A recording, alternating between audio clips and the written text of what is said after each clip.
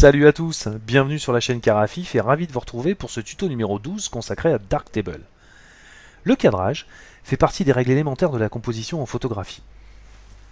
Depuis l'avènement du numérique, nous avons la chance de développer nos images nous-mêmes et de pouvoir, bien entendu, réaliser du cadrage en post-traitement. Ce recadrage est donc possible dans la majorité des logiciels de traitement d'images, plus particulièrement ceux qui font du workflow. Vous vous en doutez, Darktable n'échappe pas à la règle et vous propose lui aussi un module pour recadrer vos images. Ce module s'appelle Recadrer et pivoter. Je l'ai placé dans mon tiroir favori pour une question de lisibilité de tuto, mais sachez que si vous le cherchez, il se trouve dans le tiroir des modules de base, juste en dessous de Ombre et Haute Lumière. Recadrer et pivoter. Comme son nom l'indique, ce petit module ne fait pas que recadrer vos images. Il les pivote, mais est aussi capable de corriger certains défauts de perspective qu'elles pourraient contenir. Ce module ne ressemble pas à un autre. Il est assez déconcertant lorsqu'on l'utilise pour la première fois. Aussi, nous ne l'étudierons pas de haut en bas comme nous le faisons habituellement pour les autres modules, mais plutôt thème par thème. Nous allons donc décomposer toutes les actions qu'il est capable d'accomplir pour bien s'en approprier les notions. Afin de gagner un petit peu de temps, nous allons nous débarrasser, si j'ose dire, de la première option, symétrie miroir. Elle se passe de commentaires. Comme vous l'aurez compris, elle est capable d'accomplir un effet miroir sur vos images. 3 options à votre disposition, horizontale, verticale, les deux. Si je clique sur horizontale, mon petit Père Noël, comme vous pouvez le constater, est venu déménager de l'autre côté du reflet. Ce qui est valable pour horizontale est valable pour verticale, et bien entendu, pour les deux. Au milieu de votre module recadré et pivoté, vous avez une ligne, recadrage. À droite de celle-ci, vous avez un petit menu déroulant avec 2 options possibles, oui ou non.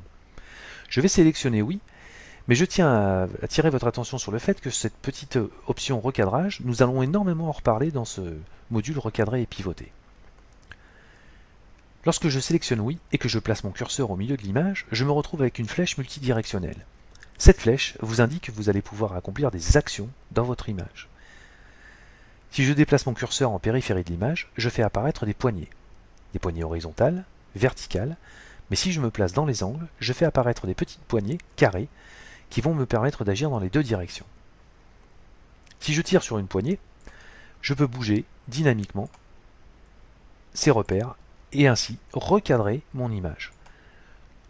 Je peux le faire verticalement, horizontalement et bien entendu grâce aux petites poignées angulaires dans les deux directions de façon dynamique avec une seule poignée.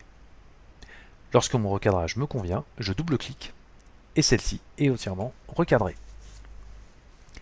Si je clique sur la ligne recadrage, je fais réapparaître mes poignées, ce qui me permettra éventuellement de corriger mon recadrage si celui-ci ne me convenait pas.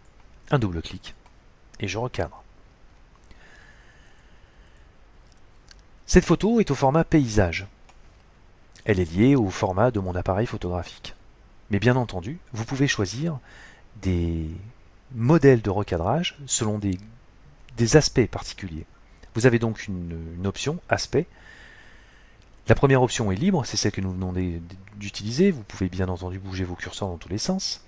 Mais vous avez plusieurs formats qui vous sont proposés.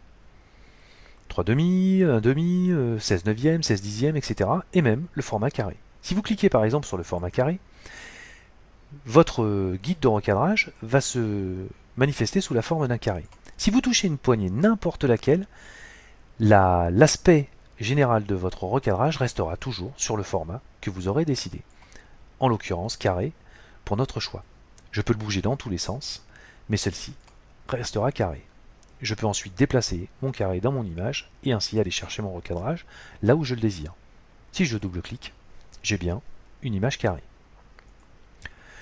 Certains recadrent leur image à l'instinct, parce que certains ont un goût naturel pour le recadrage et sont plutôt doués dans ce domaine. Mais nous ne sommes pas tous égaux devant le talent. Et bien entendu, surtout lorsque l'on débute, on a parfois besoin d'un petit coup de main. Ce petit module recadré pivoté vous propose une option qui s'appelle guide. Lorsque vous cliquez sur son menu déroulant, vous avez à votre disposition différents guides qui vont vous permettre d'appliquer dans votre image des repères qui vous aideront à mieux recadrer votre image. Sous la forme d'une grille par exemple, si vous cherchez des verticales et des horizontales, mais aussi sous la forme de la règle des tiers, très connue en photo, mesures sous la forme d'un viseur de fusil, ou bien encore des diagonales, des triangles harmonieux, et enfin sous la forme d'un nombre d'or. Là, une petite explication s'impose. Si vous allez sur Wikipédia et que vous vous rendez dans le moteur de recherche et que vous tapez nombre d'or, vous verrez apparaître un article qui est absolument passionnant. Un petit peu imbuvable, j'en conviens, mais passionnant.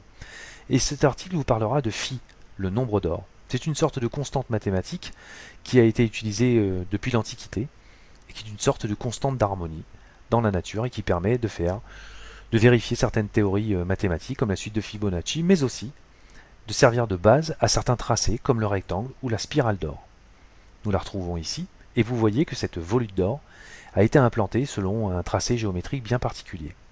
Dans Darktable, vous pouvez décomposer ce tracé, car à partir du moment où vous sélectionnez le guide nombre d'or, vous avez cette petite ligne guide additionnelle qui apparaît et qui vous propose de décomposer cette volute d'or. Les sections, mais aussi les sections de spirale, donc le noyau, la spirale elle-même, ou bien encore la totalité. En haut, nous avons un curseur de rotation. Ce curseur, bien entendu, permet d'incliner votre image dans un sens ou dans l'autre. Vous pouvez, comme nous l'avions vu dans des précédents tutos, vous servir de la molette de la souris, et donc afficher au demi-degré près votre rotation. Vous pouvez aussi, je vous le rappelle, vous servir du bouton droit de votre souris au milieu du curseur, et là, vous faites apparaître votre diagramme. Plus vous descendez, plus votre réglage est large, et plus vous remontez, plus il est fin. Vous voyez que je peux faire pivoter mon image grâce au curseur de ma souris. Ici, une petite indication de la rotation en degrés de votre image. Je vous ferai remarquer une petite chose. Vous voyez que, en effectuant la rotation de mon image, celle-ci reste entière. Si je décoche le oui de ma ligne de recadrage, vous allez voir apparaître des zones noires. Tout simplement parce que votre image va sortir du cadre originel de son format. Si vous avez sélectionné l'option non, vous allez devoir effectuer le recadrage vous-même à l'aide des poignets après avoir fait votre rotation. Comme ceci. Double-cliquez et celle-ci est recadrée. En revanche, si vous utilisez l'option oui, vous n'aurez pas besoin de le faire, car en jouant sur le curseur, automatiquement, votre image sera recadrée. Sympa, non? Enfin, une ligne perspective. Celle-ci est probablement la ligne la plus difficile à appréhender dans ce module. Lorsque vous cliquez dessus, vous avez plusieurs options, verticale, horizontale ou les deux. Grâce à ces options et à cette fonction, vous allez pouvoir corriger certains défauts de perspective de votre image. Celle-ci a été prise à l'aide d'un grand angle et la géométrie a été légèrement perturbée par l'effet plongeant provoqué par le 17 mm. Ici, ce châssis, vous voyez, penche légèrement vers la gauche et n'est pas du tout vertical. De la même manière, en face, dans le dormant de la porte, nous voyons aussi un défaut de verticalité. Nous allons pouvoir contraindre cette image à se redresser grâce à l'outil perspective. Je vais donc sélectionner vertical et vous voyez que dans mon image, deux guides verticaux vont apparaître. À l'axe de ces guides, vous avez un petit signe en forme de chaîne. Lorsque vous cliquez dessus, vous allez chaîner vos deux guides en même temps et ainsi pouvoir les bouger en ne vous servant que d'une seule poignée. Ils vont bouger en même temps, très pratique par exemple pour corriger une perspective sur une image qui contient le même défaut de verticalité à droite comme à gauche. Si en revanche ceci ne correspond pas à votre image, vous pouvez les déchaîner et à ce moment-là, vous allez pouvoir les bouger indépendamment les uns des autres. Nous allons donc placer ce guide vertical sur notre petit châssis afin d'indiquer à Darktable que c'est cette ligne que nous allons vouloir rendre verticale. Nous allons faire la même chose de l'autre côté et ainsi forcer Darktable à redresser notre image. Je ne sais pas si vous le voyez à la vidéo, mais au milieu de votre image, vous avez un petit bouton où il y a marqué OK. Très simple, vous cliquez dessus et votre redressage est effectué. Vous voyez que Darktable vient de corriger la perspective. Il ne vous reste plus qu'à recadrer votre image en vous servant des poignées. Vous pouvez aussi, bien entendu, vous servir d'un guide. chercher un format carré, et dans la correction de votre perspective, inscrire celle-ci dans un carré. Je double-clique, et c'est fait. Vous voyez que là, nous avons une belle verticalité dans notre image. Ce qui est valable, bien entendu, verticalement est valable horizontalement, et vous pouvez même utiliser cet outil dans les deux directions. Ainsi, vous pouvez chaîner les verticales et les horizontales, et à partir d'une seule et même poignée, vous allez pouvoir bouger ces quatre en même temps, et corriger des perspectives un petit peu délicates, un petit peu difficiles. Donc prenez le temps de bien manipuler l'outil, de bien vous habituer à son fonctionnement, et vous allez voir que très rapidement, cet outil vous apportera satisfaction et productivité. Je vous remercie beaucoup d'avoir suivi ce tuto, je vous dis à très bientôt pour de nouvelles aventures, et comme d'hab, c'est très bon pour le référencement, n'oubliez pas, abonnez-vous, à bientôt, salut, bye bye.